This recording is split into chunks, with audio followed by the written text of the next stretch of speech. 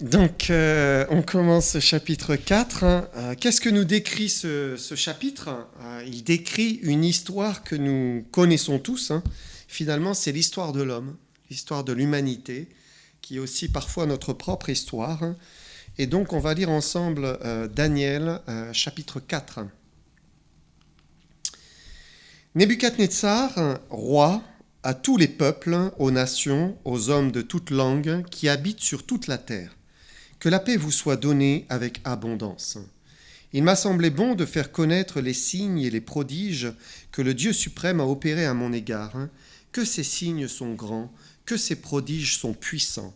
Son règne est un règne éternel, et sa domination subsiste de génération en génération. Moi, Nebuchadnezzar, je vivais tranquille dans ma maison et heureux dans mon palais. J'ai eu un songe qui m'a effrayé. Les pensées dont j'étais poursuivi sur ma couche et les visions de mon esprit me remplissaient d'épouvante. J'ordonnai qu'on fasse venir devant moi tous les sages de Babylone, afin qu'ils me donnent l'explication du songe. Alors vinrent les magiciens, les astrologues, les chaldéens et les devins. Je leur dis le songe, et ils ne m'en donnèrent point l'explication. En dernier lieu se présenta devant moi Daniel, nommé Belchatsar, d'après le nom de mon Dieu, et qui a en lui l'esprit des dieux saints. Je lui dis le songe. Belchatsar, roi, chef des magiciens, qui a en toi, je le sais, l'esprit des dieux saints, et pour qui aucun secret n'est difficile, donne-moi l'explication des visions que j'ai eues en songe. Voici les visions de mon esprit. Pendant que j'étais sur ma couche, je regardais et voici il y avait au milieu de la terre un arbre d'une grande hauteur. Cet arbre était devenu grand et fort, sa cime s'élevait jusqu'aux cieux et on le voyait des extrémités de toute la terre. Son feuillage était beau et ses fruits abondants. Il portait de la nourriture pour tous. Les bêtes des champs s'abritaient sous son ombre, les oiseaux du ciel faisaient leur demeure parmi ses branches et tout être vivant tirait de lui sa nourriture. Dans les visions qui se présentaient à mon esprit, pendant mon sommeil, je regardais et voici un de ceux qui veillent et qui sont saints descendit des cieux. Il cria avec force et parla ainsi, « Abattez l'arbre et coupez ses branches, secouez le feuillage, dispersez les fruits. Que les bêtes fuient de dessous et les oiseaux du milieu de ses branches, mais laissez en terre le tronc où se trouvent les racines et liez-le avec des chaînes de fer et d'airain parmi l'herbe des champs. Qu'il soit trempé de la rosée du ciel, et qu'il ait comme les bêtes l'herbe de la terre pour partage. Son cœur d'homme lui sera ôté, et un cœur de bête lui sera donné. Et 7 ans passeront sur lui. Cette sentence est un décret de ceux qui veillent, cette résolution est un ordre des saints, afin que les vivants sachent que le Très-Haut domine sur le règne des hommes, qu'il le donne à qui il lui plaît, et qu'il y élève le plus vil des hommes. Voilà le songe que j'ai eu, moi, le roi Nebuchadnezzar. Toi, Belchatsar, donne-en l'explication, puisque tous les sages de mon royaume ne peuvent me la donner. Toi, tu le peux, car tu as en toi l'esprit des dieux saints. Alors Daniel, nommé Belchatsar, fut un moment stupéfait, et ses pensées le troublaient. Le roi reprit et dit, « Belchatsar, que le songe et l'explication ne te troublent pas. » Et Belchatsar répondit, « Mon Seigneur, que le songe soit pour tes ennemis et son explication pour tes adversaires. L'arbre que tu as vu, qui était devenu grand et fort, dont la cime s'élevait jusqu'aux cieux et qu'on voyait de tous les points de la terre, cet arbre dont le feuillage était beau et les fruits abondants, qui portait de la nourriture pour tous, sous lequel s'abritaient les bêtes des champs et parmi les branches duquel les oiseaux du ciel faisaient leur demeure, c'est toi, ô roi, qui est devenu grand et fort, dont la grandeur s'est accrue et s'est élevée jusqu'aux cieux, et dont la domination s'étend jusqu'aux extrémités de la terre. Le roi a vu l'un de ceux qui veillent et qui sont saints descendre des cieux et dire « Abattez l'arbre et détruisez-le, mais laissez en terre le tronc où se trouvent les racines, et liez-le avec des chaînes de fer et d'airain parmi l'herbe des champs. Qu'il soit trempé de la rosée du ciel, et que son partage soit avec les bêtes des champs, jusqu'à ce que 7 ans soient passés sur lui. Voici l'explication au roi, voici le décret du Très-Haut, qui s'accomplira sur mon Seigneur le roi. On te chassera du milieu des hommes, tu auras ta demeure avec les bêtes des champs, et l'on te donnera comme aux bœufs de l'herbe à manger. Tu seras trempé de la rosée du ciel, et 7 ans passeront sur toi, jusqu'à ce que tu saches que le Très-Haut domine sur le règne des hommes, et qu'il le donne à qui lui plaît. L'ordre de laisser le tronc où se trouvent les racines de l'arbre signifie que ton royaume te restera quand tu reconnaîtras que celui qui domine est dans les cieux. C'est pourquoi, ô roi, puisse mon conseil te plaire. Mets un terme à tes péchés en pratiquant la justice et à tes iniquités en usant de compassion envers les malheureux, et ton bonheur pourra se prolonger. Toutes ces choses se sont accomplies sur le roi Nebuchadnezzar. Au bout de 12 mois, comme il se promenait dans le palais royal à Babylone, le roi prit la parole et dit « N'est-ce pas ici Babylone la grande que j'ai bâtie comme résidence royale par la puissance de ma force et pour la gloire de ma magnificence ?» La parole était encore dans la bouche du roi qu'une voix descendit du ciel. « Apprends, roi Nebuchadnezzar, qu'on va t'enlever le royaume. On te chassera du milieu des hommes, tu auras ta demeure avec les bêtes des champs, on te donnera comme aux bœufs de l'herbe à manger, et 7 ans passeront sur toi, jusqu'à ce que tu saches que le Très-Haut domine sur le règne des hommes, et qu'il le donne à qui lui plaît. » Au même instant, la parole s'accomplit sur Nebuchadnezzar. Il fut chassé du milieu des hommes, il mangea de l'herbe comme les bœufs, son corps fut trempé de la rosée du ciel, jusqu'à ce que ses cheveux croissent comme les plumes des aigles, et ses ongles comme ceux des oiseaux. Après le temps marqué, moi, Nebuchadnezzar, je levai les yeux vers le ciel, et la raison me revint. J'ai béni le Très-Haut, j'ai loué et glorifié celui qui vit éternellement, celui dont la domination est une domination éternelle, et dont le règne subsiste de génération en génération. Tous les habitants de la terre ne sont à ses yeux que néant. Il agit comme il lui plaît avec l'armée des cieux et avec les habitants de la terre. Et il n'y a personne qui résiste à sa main et qui lui dise « Que fais-tu » En ce temps, la raison me revint. La gloire de mon royaume, ma magnificence et ma splendeur me furent rendues. Mes conseillers et mes grands me redemandèrent. Je fus rétabli dans mon royaume, et ma puissance ne fit que s'accroître. Maintenant, moi, Nebuchadnezzar, je loue et j'exalte et je glorifie le roi des cieux, dont toutes les œuvres sont vraies et les voies justes, et qui peut abaisser ceux qui marchent avec orgueil. Voilà, donc Nebuchadnezzar nous explique, nous raconte d'une manière rétrospective ce qu'il a vécu. Il a fait une expérience avec l'Éternel, et on peut dire que c'est l'expérience vraiment de sa vie, quelque chose d'inoubliable. Il a oublié plusieurs fois des révélations de Dieu, mais là, celle-là, il ne va pas l'oublier. Donc, nous relisons le verset 2. « Il m'a semblé bon de faire connaître les signes et les prodiges que le Dieu suprême a opérés à mon égard, que ces signes sont grands, que ces prodiges sont puissants, son règne est un règne éternel, et sa domination subsiste de génération en génération. » Donc Nebuchadnezzar, c'était le grand monarque de son temps, et il va être transformé par cette expérience. Alors qu'est-ce qu'il dit? Quels sont les mots qu'il emploie? Donc il parle ici du Dieu suprême, le Dieu très haut, donc il reconnaît sa puissance, sa grandeur, et puis il parle d'un règne, un règne éternel. Il a le règne éternel. Nebuchadnezzar savait ce que c'était que de régner, étant roi. Et, voilà, il était celui qui dominait sur la terre de son temps. Mais là, il reconnaît le règne appartient à l'Éternel, et ce pour l'éternité. Il va parler aussi de la domination.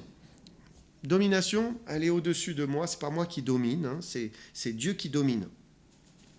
Et quand on lit toute l'histoire, on voit toute la sagesse, toute la grâce de Dieu qui connaît les cœurs. Parce que quand on regarde Nebuchadnezzar, on peut se demander, mais qui avait-il à espérer de ce roi qui était orgueilleux, qui était arrogant, amnésique des bontés de Dieu, puisqu'à chaque fois il oubliait. Personne ne pouvait s'attendre à un tel changement, mais là on voit un retournement, et le cœur de Nebuchadnezzar est dans l'humilité, dans l'intelligence de Dieu, la sagesse, il comprend, il a retrouvé la raison. Et Dieu lui a révélé sa nature profonde, qui n'était pas divine, ce n'était pas un dieu parmi les dieux, il n'était qu'un homme. Et au travers de toute l'histoire, il y a des leçons à tirer pour nous, et il y a des étapes dans l'histoire que finalement nous pouvons nous aussi connaître. Il y a l'étape des signes, il y a l'étape de l'avertissement, il y a l'étape du jugement, et puis il y a l'étape de la restauration. Donc on va voir d'abord l'étape des signes. Il est touchant que Nebuchadnezzar dise « Il m'a semblé bon de faire connaître les signes ». Parce que justement, il n'avait pas été attentif aux signes jusqu'à présent. Et il y a un comportement parental que nous réprouvons. Vous savez, c'est celui qui consiste à punir un enfant immédiatement sans même l'avoir averti de quoi que ce soit. Hop, il y a une sanction qui tombe, simplement parce que le parent est en colère ou parce qu'il est pire caractériel, et la sanction tombe immédiatement. Eh bien, Dieu ne ressemble pas à ça. Il n'est pas comme ça. Il ne châtie pas l'homme d'une manière subite, sans signe précurseur. Chaque action est pesée, mesurée, et il n'arrive souvent qu'après beaucoup de signes, beaucoup de temps, alors eh bien, cela arrive. Et quand on regarde le monde, notre monde là, qui est corrompu, les hommes qui pêchent encore et encore, et le jugement qui ne vient pas, et même certains disent, mais comment ça, regardez, Dieu ne châtie pas le méchant. La preuve, est-ce que Dieu est réel, puisque eh bien, il n'y a rien. Mais il donne des signes, et il prend patience, et Dieu explique toujours avant d'intervenir. Il explique. Et dans cette fin des temps, où le péché explose, on pourrait s'étonner aussi que Dieu n'intervienne pas. Mais Pierre nous dit, 2 Pierre 3, verset 9, il dit « Le Seigneur ne tarde pas dans l'accomplissement de la promesse, comme quelques-uns le croient, mais il use de patience envers vous, ne voulant pas qu'aucun périsse, mais voulant que tous arrivent à la repentance. » Et Dieu est patient. Alors quand il y a une menace, eh bien ce n'est pas sans signe précurseur. Dieu parle, il dit ce qui risque d'arriver, il agit toujours comme cela. Comme des parents qui diraient à un enfant « Ne fais pas ceci, sinon eh bien, il va y avoir une sanction, tu seras puni. » Quand vous prenez par exemple Adam, Adam était prévenu. Dieu avait dit « Tu pourras manger de tous les arbres du jardin, mais tu ne mangeras pas de l'arbre de la connaissance du bien et du mal. Car le jour où tu en mangeras, tu mourras certainement. » Et la sanction n'est pas tombée avant que Dieu ne dise « Attention, attention ». Il a prévenu sa créature. De même, lorsqu'on voit le déluge arriver dans la Genèse, Dieu a prévenu auparavant, puisque Noé était un prédicateur de justice, donc il annonçait le déluge qui allait venir, il prévenait, la porte de l'arche était ouverte, les hommes savaient et ils faisaient le choix de monter ou ne pas monter. Lorsque Dieu a donné des commandements à Israël, qu'a-t-il fait? Là encore, il les a prévenus. À la fin du Deutéronome, on lit « Si tu obéis, voici les bénédictions qui te couvriront. » Et puis, alors il y a une longue liste, si tu désobéis, voici les malédictions qui tomberont sur toi. Et aujourd'hui, on peut dire, le monde est aussi prévenu. Il est prévenu. Il suffit de lire l'Apocalypse. Il nous a donné quand même un livre qui est là à notre portée, qui est là depuis 2000 ans, mais qui aujourd'hui est disponible partout. Chacun peut prendre le livre, peut lire et mesurer la menace qui pèse sur les pécheurs.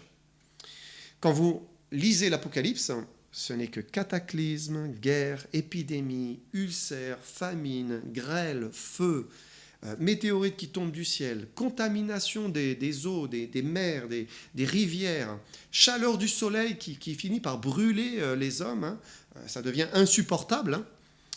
Alors celui qui ne s'y intéresse pas, eh bien il ne prend pas garde aux signes. Et la terre, aujourd'hui, elle vit un bouleversement, c'est évident. Il y a des changements qui l'affectent durablement. Et on ne peut n'y voir qu'un dérèglement climatique dû à l'activité de l'homme. Et assurément, l'homme est responsable aussi de ce qu'il fait. Mais la Bible prévient, voilà, Dieu envoie des signes que l'on est libre de voir ou de ne pas voir. À la fin de l'Apocalypse, il est dit que celui qui est injuste soit encore injuste, que celui qui est souillé se souille encore, que le juste pratique encore la justice, et que celui qui est saint se sanctifie encore. Voici, je viens bientôt, et ma rétribution est avec moi, pour rendre à chacun selon son œuvre. Et donc c'est Jésus qui parle, et qui dit finalement, mais que chacun fasse comme il en a envie, choisissant sa voie, mais je viens bientôt, et personne ne pourra dire que voilà, il n'y avait pas de signe, qu'il n'a rien vu venir, puisque Dieu aura donné des signes précurseurs. Donc Nebuchadnezzar a eu ces signes. Il a eu un premier signe avec le songe de la statue représentant les royaumes du monde. Donc l'explication lui est donnée par donc Daniel, le prophète Daniel. Et même Nebuchadnezzar a laissé entendre qu'il reconnaissait. Il dit, oui, c'est le Dieu très haut. Je le reconnais. Et puis il oublie. Second signe, là c'est le miracle de la fournaise, où là il a devant ses yeux la puissance de Dieu qui préserve donc Shadrach, Meshach et Abednego. Et là encore il reconnaît, il n'y a que ce Dieu-là qui est capable de faire cela. Et puis il oublie. Et maintenant Nebuchadnezzar est devant un autre signe, celui d'un autre songe, un songe effrayant qui le remplit d'épouvante. Et il a vu donc au milieu de la terre cet arbre d'une grande hauteur, cet arbre grand et fort, si bien que eh bien, les bêtes des champs venaient se nourrir. Il y avait une multitude de bêtes qui pouvaient profiter de l'ombre de l'arbre, mais il entend cette voix, versets 14 à 16, « Abattez l'arbre et coupez ses branches, secouez son feuillage, dispersez les fruits, et que les bêtes fuient de dessous, et les oiseaux du milieu de ses branches, mais laissez en terre le tronc où se trouvent les racines, et liez-le avec des chaînes de fer et d'airain parmi l'herbe des champs, qui soit trempé de la rosée du ciel, et qu'il ait, comme les bêtes, l'herbe de la terre pour partage. Son cœur d'homme lui sera ôté, et un cœur de bête lui sera donné, et 7 ans passeront sur lui. » Et donc le songe parle d'un arbre, mais en fait c'est clairement un homme, puisqu'il est parlé d'un cœur d'homme qui lui est ôté, un cœur de bête qui lui est donné. Et peut-être que Nebuchadnezzar a entrevu son propre jugement. C'est pour cela qu'il était angoissé, n'osant pas y croire, peut-être refusant d'y croire, mais en même temps confronté à ce songe qui était terrifiant. Et il faut prendre en garde les signes, les avertissements que Dieu permet dans nos vies. Quand quelque chose arrive, c'est rarement d'une manière subite, sans crier gare. Dieu prévient, il parle, il se manifeste, il met en garde justement. Et il nous lance des appels à la foi, à la repentance, à l'obéissance, à la fidélité. Et on est libre d'écouter ou bien de négliger d'écouter. Les hommes aujourd'hui négligent d'écouter la parole de Dieu. Ils ne veulent pas prendre garde aux signes de Dieu. Ils font ce qu'ils veulent sans tenir compte de Dieu. Alors, pour nous, on peut le prendre d'une manière personnelle et puis se poser la question, mais est-ce que Dieu nous a donné un signe? Est-ce que Dieu fait quelque chose dans nos vies? Est-ce qu'il enlève notre paix? Un premier signe. Il nous rend mal à l'aise par rapport à quelque chose.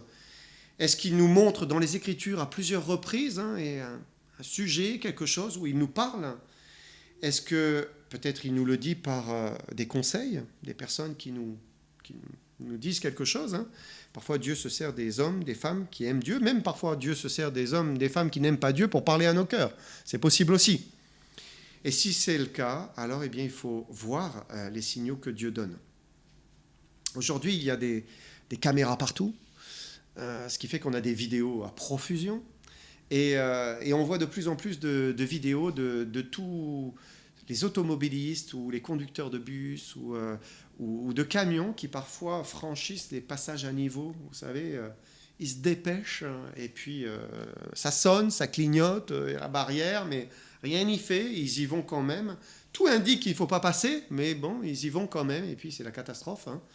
C'est terrible, on a eu ça pas trop loin et d'une manière dramatique. Et on peut être comme cela, il y a des signaux qui disent non, non, stop, mais si c'est répété, il ne faut pas insister, il faut s'arrêter et changer de voie. Et alors il y a les signes et maintenant l'avertissement. Daniel va donner l'interprétation du songe. Et quand Daniel lui-même comprend ce que cela signifie, il est stupéfait, il est perplexe, il est troublé, il n'arrive même pas à parler. Comment annoncer au roi ce qu'il vient de comprendre? Alors il dira, mon Seigneur, que le songe soit pour tes ennemis et son explication pour tes adversaires. Voilà, pour se protéger. Et Daniel lui donne donc l'explication. Versets 24 à 27. Voici l'explication au roi, voici le décret du Très-Haut, qui s'accomplira sur mon Seigneur le roi. On te chassera du milieu des hommes, tu auras ta demeure avec les bêtes, tes champs, et l'on te donnera, comme aux bœufs, de l'herbe à manger. Tu seras trempé de la rosée du ciel, et 7 ans passeront sur toi, jusqu'à ce que tu saches que le Très-Haut domine sur le règne des hommes, et qu'il le donne à qui il lui plaît. L'ordre de laisser le tronc où se trouvent les racines de l'arbre signifie que ton royaume te restera quand tu reconnaîtras que celui qui domine est dans les cieux. C'est pourquoi, ô roi, puisse mon conseil te plaire. Mets un terme à tes péchés en pratiquant la justice et à tes iniquités en usant de compassion envers les malheureux. Et ton bonheur pourra se prolonger. Et ici, c'est un dernier avertissement. Les chaînes des reins, ça représente le jugement. Les reins dans la Bible, c'est le jugement.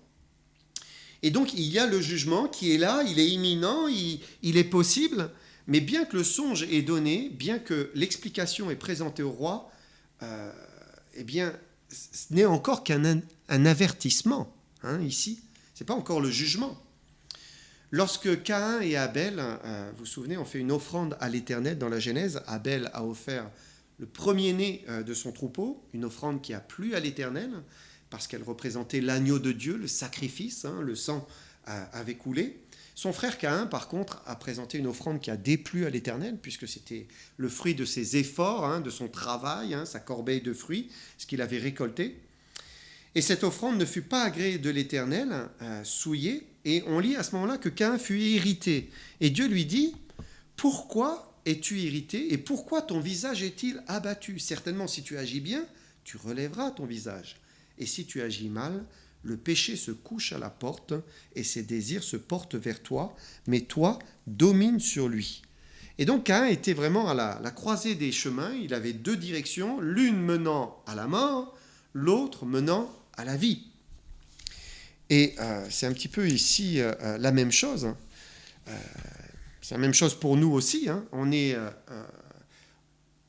Nous ne sommes pas programmés à l'obéissance. Nous ne sommes pas programmés à l'obéissance et à la fidélité, comme nous ne sommes pas programmés à la désobéissance et à l'infidélité. Mais on est sur des chemins et on prend des directions, on fait des choix. Dieu est là, il veut bien nous aider à faire les bons choix, il nous conseille, il nous exhorte, il nous pousse parfois, mais il faut faire le choix au final.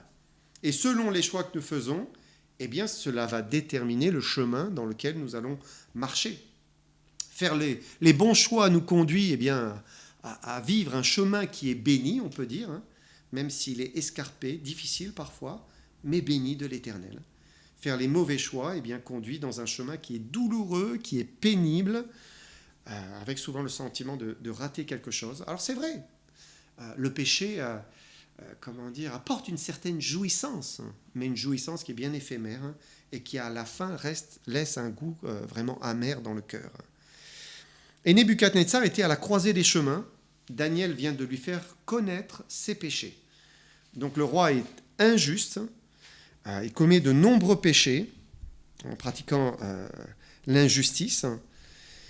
Il est roi, Dieu lui a donné une position d'autorité, puisque c'est Dieu qui institue les autorités, c'est lui qui les élève. Et donc il a permis qu'il soit élevé à cette position d'autorité, mais le roi agit d'une manière inique. Et Daniel sous-entend, il dit que, en gros, que le roi n'use pas de compassion envers les malheureux. Il est dans l'abondance et il méprise le pauvre, il écrase le petit, puisqu'il l'exhorte à se tourner vers les pauvres. On avait lu dans les chapitres précédents, Nebuchadnezzar est aussi caractériel, colérique. Et la suite du passage nous montre un roi qui est enflé d'orgueil, rempli d'éloges pour lui-même. Et donc ce songe et son explication sont destinés à changer l'attitude du roi. Dieu peut encore se repentir du mal qu'il a l'intention d'infliger à Nebuchadnezzar. Et c'est touchant parce qu'on voit que les jeux ne sont pas faits encore. La parole de Daniel n'est pas une parole en l'air. Il dit bien, si tu fais cela, alors ton bonheur pourra se prolonger. Donc c'est la condition de son bonheur, la repentance, un changement. Et Dieu nous montre encore une fois qu'il n'agit pas sur un coup de colère comme cela, un coup de folie. Verset 29, au bout de 12 mois, comme il se promenait dans le palais royal à Babylone. Donc Dieu a attendu 12 mois avant d'agir, 12 mois avant d'intervenir. Le roi avait 1 an pour changer, 1 an. C'est beaucoup, mais il n'a rien changé. Alors verset 30, le roi prit la parole et dit, « N'est-ce pas ici Babylone la grande que j'ai bâtie comme résidence royale, par la puissance de ma force et pour la gloire de ma magnificence ?» Et là, on arrive au jugement. Là, c'est trop tard. Vient le temps où Dieu décide d'agir, d'intervenir, de faire cesser le péché. Et dans ce verset 30, on voit l'arrogance de Nebuchadnezzar. Il se regarde lui-même, il s'enorgueillit de sa grandeur, de sa puissance, de sa force, de sa gloire, de sa magnificence. Et comme il est allé de conquête en conquête et que, bien, il a eu du succès, parce que Dieu a permis du succès, eh bien, il jubile de ses succès. Et en un an, il n'a pas changé de comportement, il n'a pas écouté le conseil de Daniel. Alors, versets 31 et 32, « La parole était encore dans la bouche du roi, qu'une voix descendit du ciel. Apprends, roi Nebuchadnezzar, qu'on va t'enlever le royaume.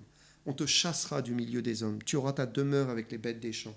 On te donnera comme au bœuf l'herbe à manger, et 7 ans passeront sur toi, jusqu'à ce que tu saches que le Très-Haut domine sur le règne des hommes, et qu'il le donne à qui il lui plaît. Au même instant, la parole s'accomplit sur Nebuchadnezzar, etc. » Alors on ne sait pas quel coup d'État, ou bien par l'intervention de qui, mais soudainement le royaume rejette le monarque. Et alors qu'il était dans l'opulence, eh bien, il se retrouve comme une bête dans un champ. On dit parfois que l'orgueil rend fou, mais là, c'est littéral. Dans son cas, l'orgueil l'a conduit à la folie. Il perd la raison, dormant dehors, se nourrissant de l'herbe.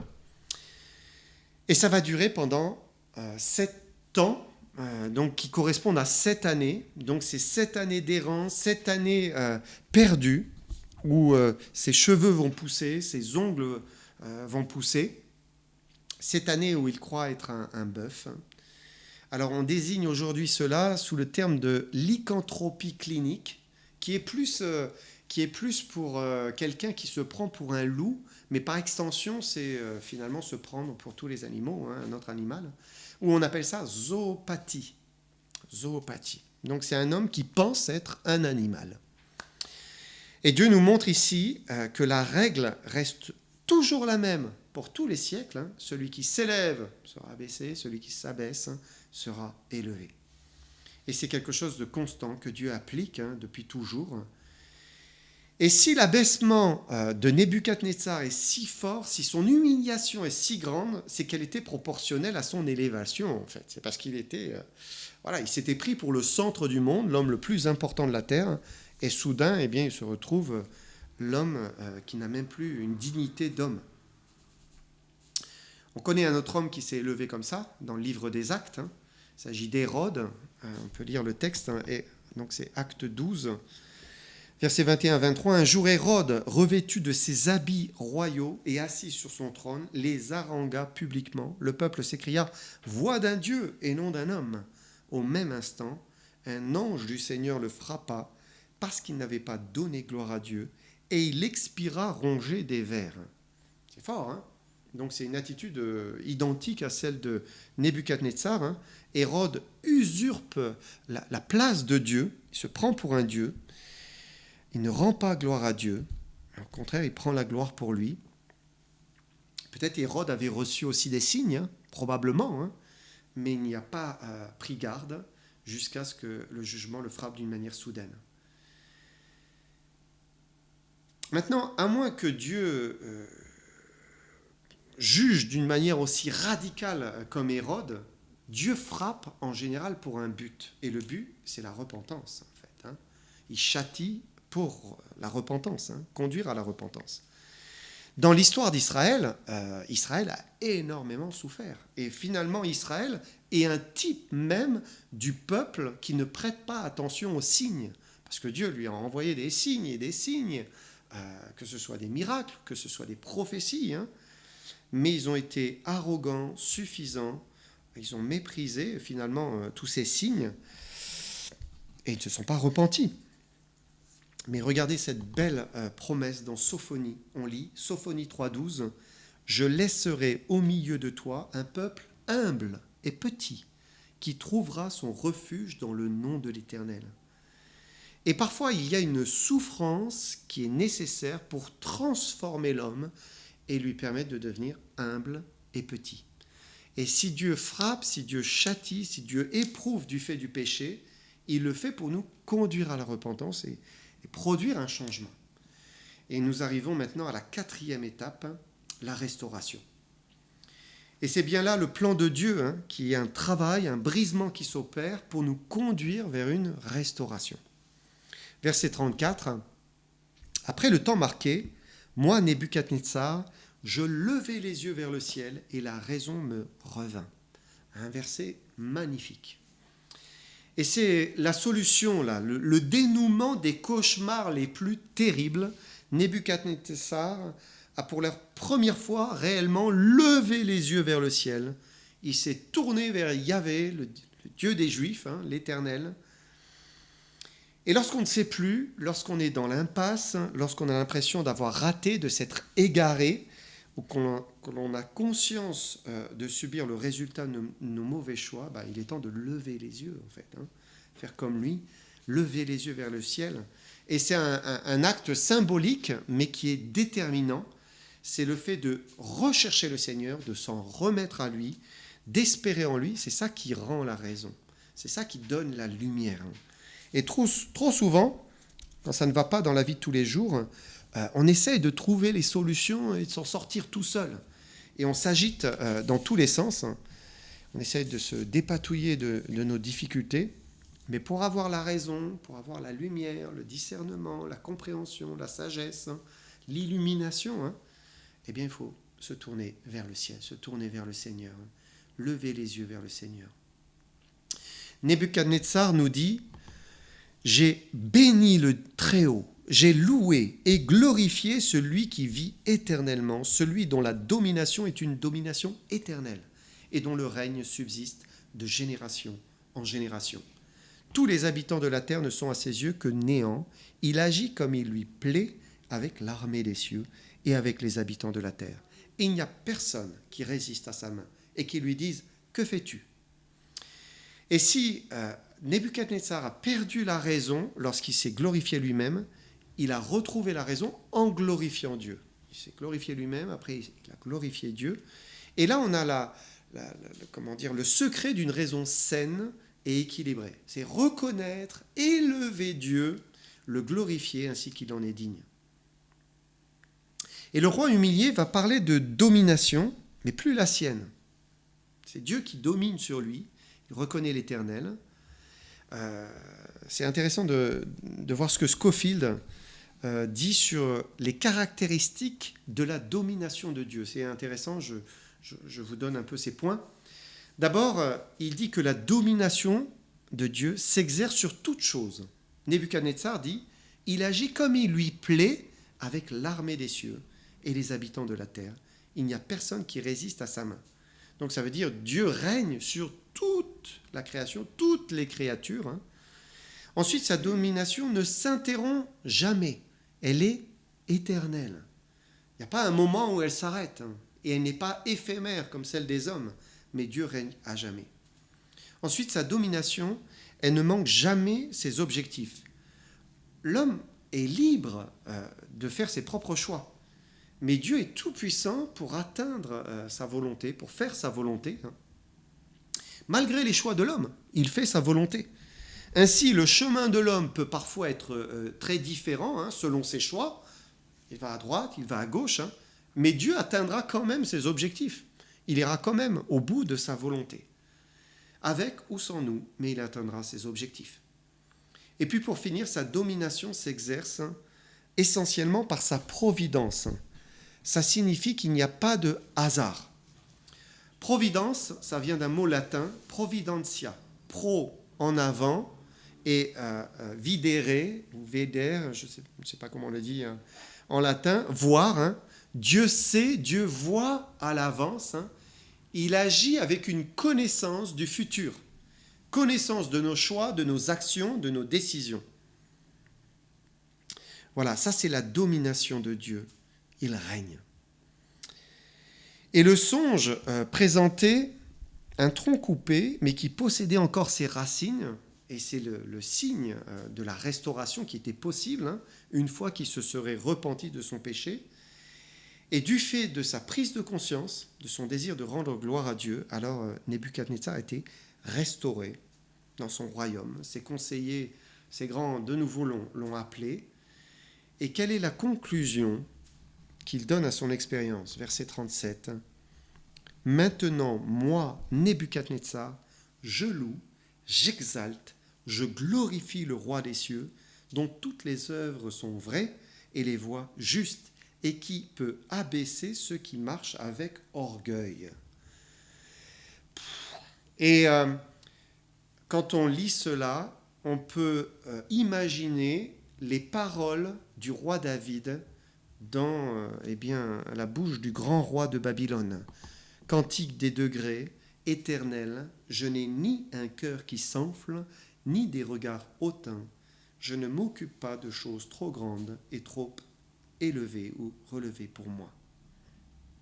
Nebuchadnezzar, humble, petit à ses propres yeux.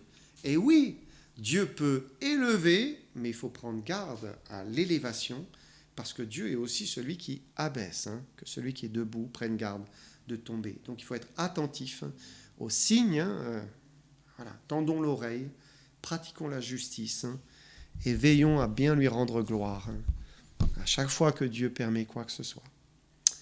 Voilà, on verra la prochaine fois le chapitre 5.